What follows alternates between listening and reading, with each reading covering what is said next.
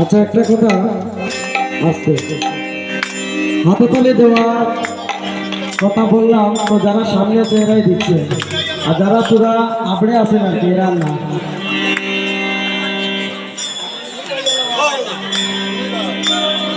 কারণ কি জানেন, আমি তো দেখতে পাচ্ছি না সেটা ঠিক, কিন্তু যেখানে এখানে যিনি বসে আছেন উনি তো দেখছেন।